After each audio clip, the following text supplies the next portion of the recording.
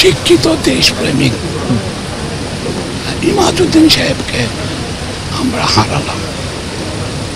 একের পর এক মেধা শূন্যতা, একদিকে ভারতীয় অগ্রাসন, আরো দিয়ে আমাদের সরকারের নির্বুদ্ধিতা, সব কিছু মিলে আমরা আমাদের ব্যথা বেদনার সমব্যথী, তাদেরকে ধৈর্য ধরার তৌফিক দিক আল্লাহ।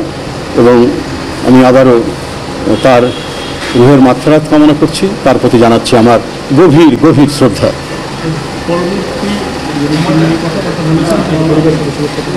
আমি কেবলই আসলাম, আসার সাথে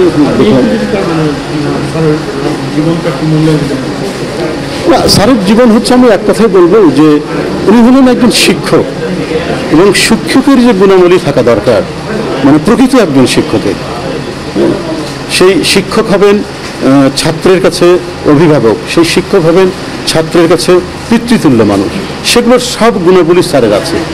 এবং একজন ছাত্র, সে এখন ছাত্র থাক বা অনেক আগে, ওনার ছাত্ররাও তো এখন জাতীয় পর্যায়ের অনেকে গুরুত্বপূর্ণ ভূমিকায় আছেন। তো স্যারের প্রতি তাদের আমি যে শ্রদ্ধাবোধ দেখেছি সেটা তুলনাহীন এক কথা।